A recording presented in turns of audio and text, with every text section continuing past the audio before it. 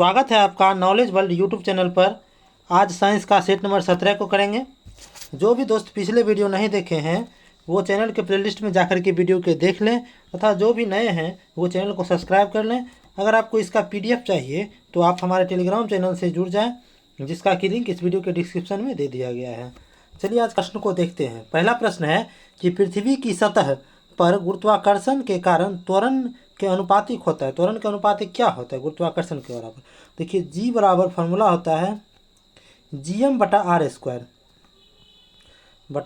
ठीक, यहाँ जो ये स्मॉल जी है ये उस ग्रह का जो है गुरुत्वीय त्वरण हो गया, और कैपिटल जी हो गया ये सार्वत्रिक गुरुत्वाकर्षण नियतांक, M हो गया उस ग्रह का द्रव्यमान, R हो गया उस ग्रह का त्रिज्या। ठीक, अब पूछा जा रहा है कि किसके अनुपातिक होता है, मतलब समानुपाती वो किसके होता है।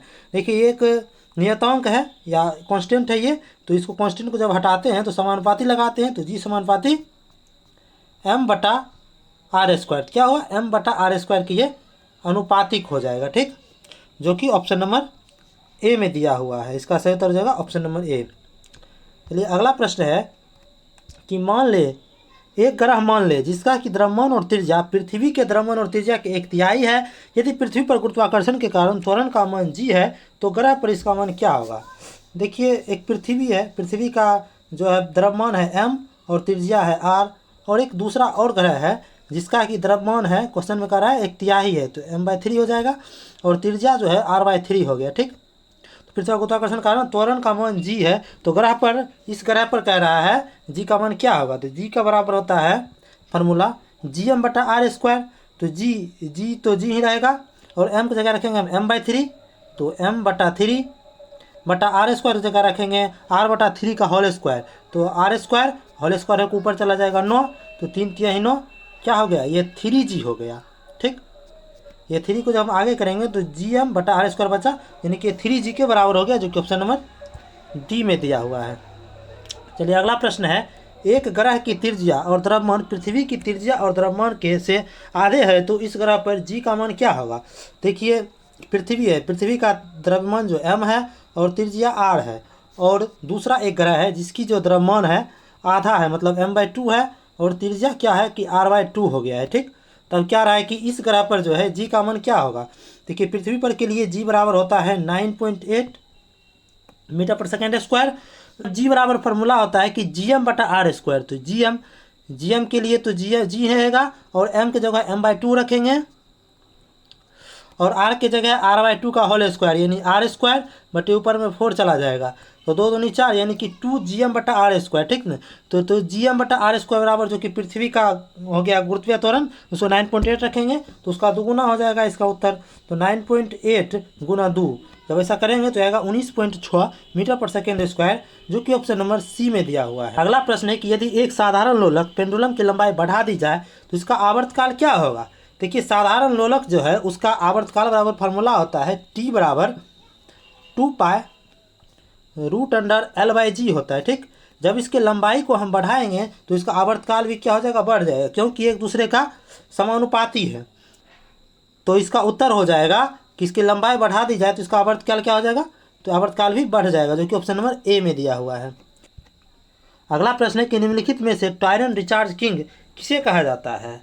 देखिए टायरन रिचार्ड किंग जो है ये कहा जाता है कॉम्पसोन्थेनस को। यह क्या है कि यह एक प्रकार का डायनासोर का प्रजाति है, तो इसका उत्तर हो जाएगा ऑप्शन नंबर डी।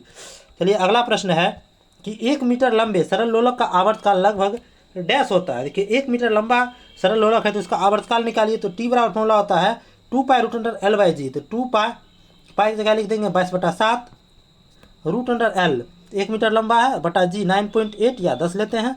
जब इसको हम सॉल्व करेंगे तो आएगा हमको 2 सेकेंड आंसर, लगभग 2 सेकेंड के लगभग आ जाएगा, तो इसका उत्तर हो जाएगा ऑप्शन नंबर बी 2 सेकेंड। ये क्या हो गया? ये हो गया एक सेकेंडरी लोलक हो गया। ठीक ना, सेकेंडरी लोलक का आवर्तकाल जो है 2 सेकेंड होता है। चलिए अगला प्रश्न है कि अगर साधारण पेंडुलम की लंबाई दुगुनी कर दी जाए तो आवर्तकाल क्या हो जाएगा?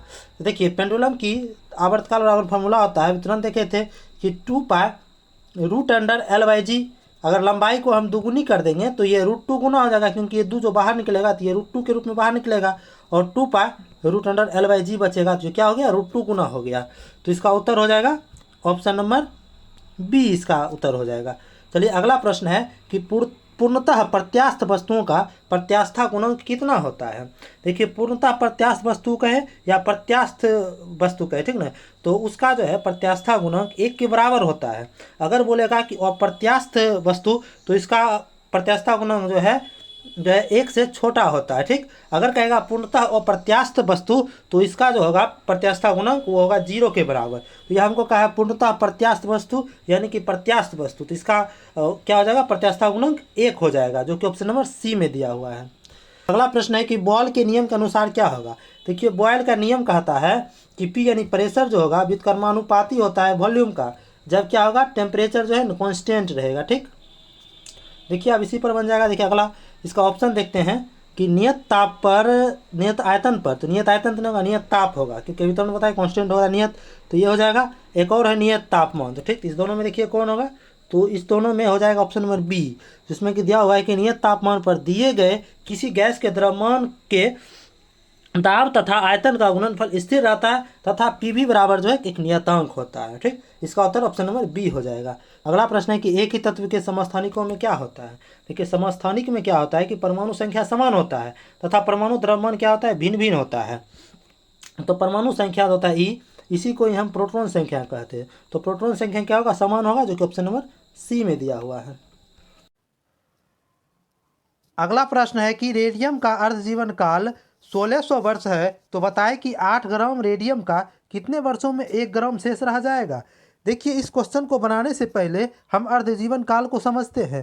देखिए अर्ध जीवन काल क्या है कि अर्ध जीवन काल वैसा काल है, वैसा समय है जिससे कि कोई वस्तु जो है ना अपने खुद के द्रव्यमान का जो है ना वो आधा हो जाता है, तो उसे हम अर्ध जीवन काल कहते हैं।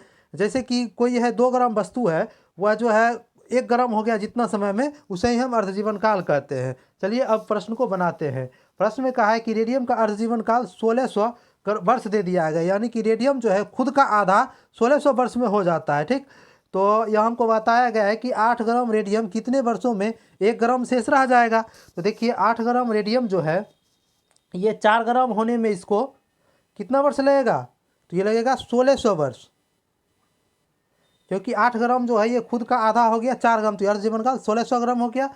फिर यह 4 ग्राम जो है पुनः ये 2 ग्राम होने में कितना लगाएगा, पुनः ये भी आधा हुआ है तो ये भी लगेगा 1600 वर्ष।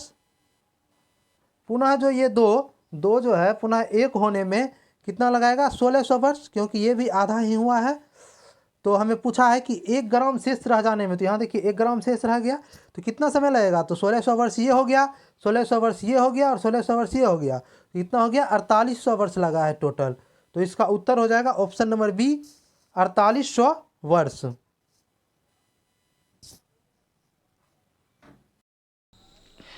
अगला प्रश्न है कि पोलोनियम का अर्ध जीवन काल 140 दिन है, तो बताएं कि 1 ग्राम पोलोनियम का कितने दिनों में 25% शेष रह जाएगा, ठीक ना। तो 25% का मतलब हुआ कि 1/4 शेष रह जाएगा। देखिए हमको 1 ग्राम पोलोनियम दिया है, इसको 1/2 होने में लगेगा 140 दिन, पुनः 1/2 को जो है 1/4 होने में भी लगेगा 140 दिन, तो टोटल कितना समय लग गया, तो 280 दिन समय लग गया। तो इसका सही उत्तर हो जाएगा ऑप्शन नंबर सी 200।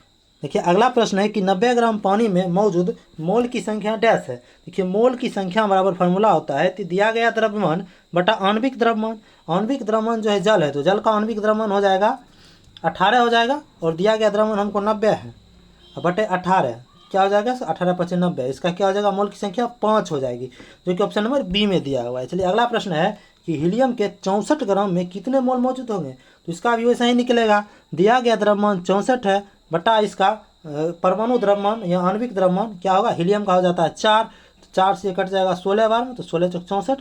इसका उत्तर हो जाएगा ऑप्शन नंबर बी 16 मोल। चलिए अगला प्रश्न है कि कौन सा अंग जो है ग्रंथि नहीं है। अधिवृक्क जो है ये भी ग्रंथि ही है, और जिगर भी ग्रंथि है, और पीयूष ग्रंथि भी तो ग्रंथि ही है, और पित्ताशय जो है ये ग्रंथि नहीं है। यहाँ पर जो है पित्तरस का जो है स्टोर होता है।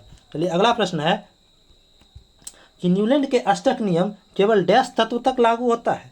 न्यूलैंड का जो अष्टक नियम है वो कैल्शियम तक ही सिर्फ लागू होता है, ठीक, और ये जो है थोरियम पर जाकर के खत्म हो जाता है।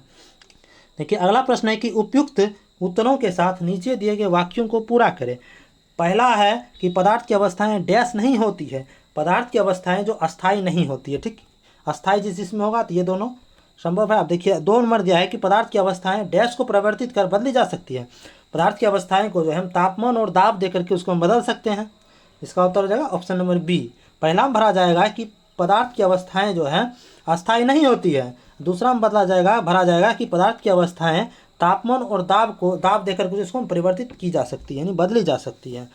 यानी अगला क्वेश्चन है कि गंडमाला यानी गोइटर डैश की कमी के कारण होता है। गंडमाला जो होता है ये गले का बीमारी है, ये जो है आयोडीन की कमी के कारण होता है।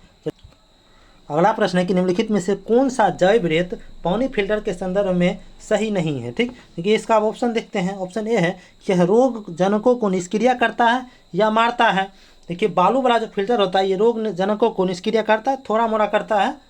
देखिए इसको लेते हैं। अवसाद के बड़े कणों को हटाता है, निश्चित रूप से अवसाद के बड़े कणों को हटा देता है। निस्पंदन छोटे कणों को हटाता है, छोटे कणों को भी हटा देता है। डी दिया है कि उच्च गुणवत्ता वाला पानी हमेशा सुनिश्चित करता है। ये बालू वाला फिल्टर जो हमेशा उच्च गुणवत्ता वाला पानी सुनिश्चित नहीं करता है। तो इसका उत्तर हो जाएगा ऑप्शन नंबर डी, यही गलत दिया हुआ है कि रासायनिक सूत्र है K2SO4 यह डैश को निरूपित करता है, यानी कि किसका फार्मूला है, तो यह पोटेशियम सल्फेट का फार्मूला, जो कि ऑप्शन नंबर सी में दिया हुआ है। चलिए ये आज का अंतिम प्रश्न था। अगर आपको इसका PDF पाना है तो आप हमारे टेलीग्राम चैनल से जुड़ जाएं। टेलीग्राम चैनल का लिंक इस वीडियो के डिस्क्रिप्शन में दे दिया गया है तथा कमेंट बॉक्स में भी पिन कर दिया गया है। जो भी दोस्त चैनल पर नए हैं वो चैनल को सब्सक्राइब कर लें, लाइक भी कर लें तथा अपने दोस्तों में भी शेयर कर दें। चलिए अंत तक बने रहने के लिए धन्यवाद। मिलते हैं अगले वीडियो में।